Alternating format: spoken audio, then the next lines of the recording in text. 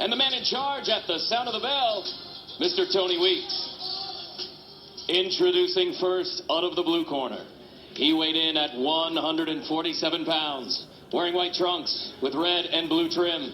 He brings a record of 39 wins, only 2 defeats, 27 of those victories coming by way of knockout.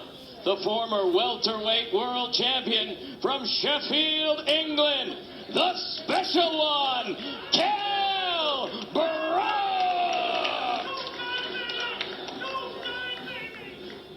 Introducing out of the red corner. He weighed in at 146.4 pounds, wearing black trunks with gold trim. He brings a perfect record, 36 wins, no defeats, 27 victories coming by way of knockout. The former lightweight world champion, the former undisputed junior welterweight world champion, the reigning, defending WBO welterweight world champion, the pound-for-pound king from Omaha, Nebraska, Terence Bud Crewford!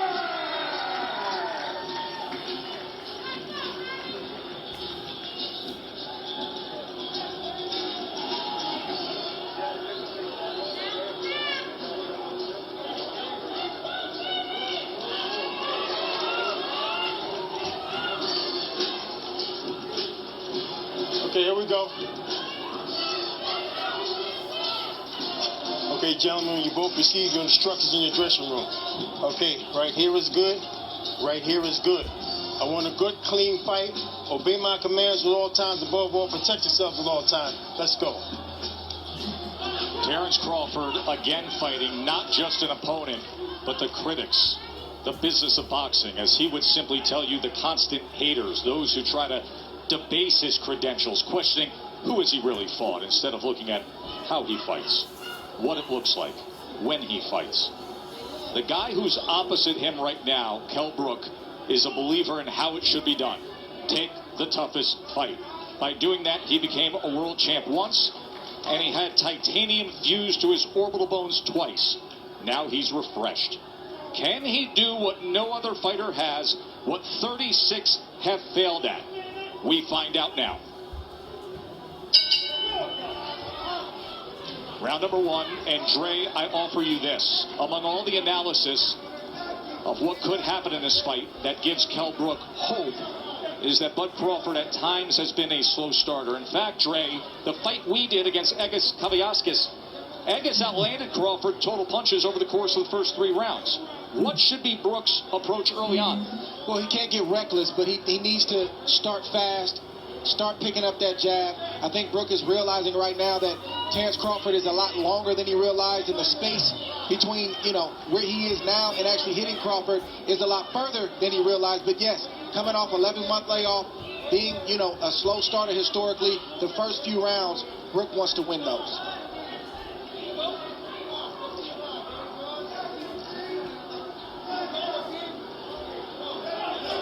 But it looks like Brook is playing Crawford's game now. He's watching, he's studying, and I don't think he can outthink Crawford. He's got to start to let those hands go as he comes behind that left hand. See, Brook thing is timing. That's his thing. He wants to time Crawford on the way in. Brook also has a great jab, a sharp jab, a strong jab. And you can see Terence Crawford trying to figure out how he can land his jab without getting hit.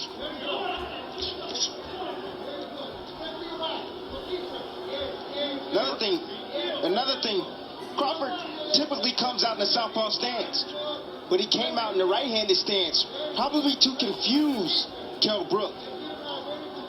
He has power in either hand, Crawford. He has finished guys, whether it is orthodox or southpaw, but in recent years we have seen plenty of Crawford, mostly in the southpaw stance, and wildly effective in doing so. Here he comes out as a righty. And there is that jab from Kell Brook as he goes to the body against the champ. Brook jabbing extremely well right now. Not just to the head, but as you just saw, also to the body. There he throws the right hand behind it. Brook has a brilliant 1-2. It's automatic. It's his favorite combination, but his jab right now is landing. He just scored with it accurately upstairs against Crawford. And that's what it's about. It's about breaking the timing and the rhythm of Terence Crawford. And you have to do that with your jab. Set it up. The power hand, which is the right hand for Brook. Crawford looking to close that gap as he goes southpaw for a moment, doubles up the right-hand jab, and then comes with a left. Good exchange here as he switches back to righty. Fascinating first round. Gonna take a short. Landed 6 of them. Look, timing is what Kell Brook is special at. You know, he has a 69-inch reach. You have to understand that. He has the shorter arms in this matchup, but he knows when to throw his jab and at the right time, at the right distance, and at the right speed. Funny to say that he doesn't have the reach. I mean, just look at the size advantage. Look at the size across the shoulders, across the back. Look at the muscles popping in the upper body of Kell Brook, and the base he has as well, that foundation with the legs.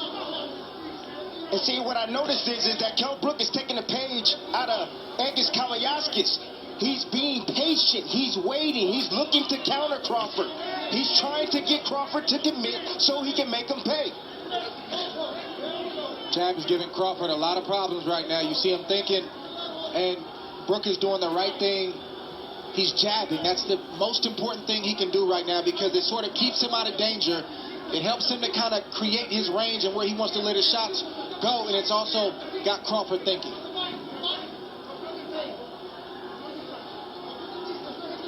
The fight's going to get interesting if Crawford is able to make adjustments. I've seen Brook have a great plan A. He's got a great boxing ability, but when fights get deep and there's time to make adjustments, like in the Spence fight, I don't see him make that adjustment. We've seen Crawford do it in the past. He's going to have to do it right now because plan A, Brook has the advantage. Spence fight happened in May of 2017. That was the last time Brook fought at this 147-pound limit. He was fighting brilliantly, and then Spence got to him with the power and scored an 11th round TKO with a broken left orbital bone suffered. You also want to see how Brook takes the shots of Crawford as he starts to land clean, flush shots.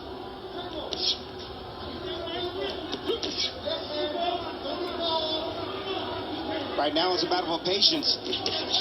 Neither fighter can afford to make a mistake, and as you see, Brook stepped in just a tad bit, and Terence had combinations waiting on him. Just fired off a right uppercut, did Kell Brook. Brook has every punch in his arsenal. He has a strong left hook. He also has a straight right hand and a beautiful uppercut. And as you can see, his jab is giving Terence Crawford problems, and Terence goes southpaw. Crawford switches for one of two reasons. Either he sees something or what he was doing in the right-handed stance wasn't working. What do you suspect here, Drake? I think the latter is true. The right-handed stance wasn't working, and he wants to see if he can get something going from the left-handed stance. Stop. No. And it's a championship fight. According to CompuBox, Bud Crawford opponents land just 21% of their total punches. That is #1 in the world among welterweights. So far tonight, Kell Brook is landing 36% of his punches against Terence Crawford. So don't think that Kell Brook is worried about Terence Crawford going southpaw. He's not worried about that at all because he's used to that. He comes from the Ingles gym. He's used to seeing switch hitters in his gym, guys that switch from orthodox to southpaw. It's nothing to him. You mentioned the Ingle gym. That is the veteran British trainer Dominic Ingle, who has trained Kell Brook since the start of his career. But Ingle opted out of this world title fight due to COVID concerns because Kell Brook trains in the Canary Islands for training camp. Ingle did not want to travel and then have to quarantine nor come to the United States. So instead, Carlos Formento is the trainer in the corner of Kell Brook. First time they've ever worked together. I'll tell you one thing that the southpaw stance has done. It's taken the jab away from Kell Brook. You see, he's not landing his jab consistently anymore. But when Crawford turns southpaw, he's not even throwing. That's what happens. That's what turning southpaw does. but it does allow you to land a right hand like Brook just landed on Crawford right now. A right hand can be the best weapon against a southpaw. And, of course, when he is in that lefty stance, you will see that right hand of Bud Crawford, as it is right now, hanging right over the front of Kell Brook. Listen, Crawford has the reach advantage, but he's going to have to close the distance on Kell Brook. He told us in the build-up to this fight that Brook can't fight mid-range and in close. Right now, Brook is winning the battle from the outside. Crawford's got to slowly start to close that space. There's that right lead again from Kell Brook. Minutes ago here in round 3. Pretty good start for the challenger, the former IBF welterweight champion. A guy who says he's rejuvenated. 3 fights since he lost the welterweight championship to Errol Spence. That's how Errol Spence had success against Brook. He closed the distance and started to bully Kell Brook. He started to fight him in close. Brook fought back valiantly, but he really didn't have any answers for that. See Crawford having his moments there. I see some swelling already. Some swelling already on the right eye of Terence Crawford in the right hand. Right down the middle that just lands for Kell Brook. And there's a right hand from Crawford. Way to answer that right hand. Stevenson saying he expects his good friend Terence Bud Crawford to pick up the pace here. CompuBox has Kell Brook 24 of 99 punches, Crawford 25 of 93. Shakur Stevenson will fight December 12th in this ring against Toka Khan Cleary. Shakur, the recent featherweight champion, now contending at 130 pounds, looking for a showdown for a belt here. Round number 4. Crawford has to continue to get his lead foot outside the lead foot of Brook to have success with his offense. That will put him in a safe position to let his combinations go. Beautiful right hand. And the chance gets to him. Just like that. Terence Bud Crawford hits the gas. 7. Hey, come to me. You all right? Yeah. Give you a chance. One of the best closers in the game. 27 knockouts in his career. Do we have 28 right here? This fight is over. Thundering in. Look at Crawford. This is a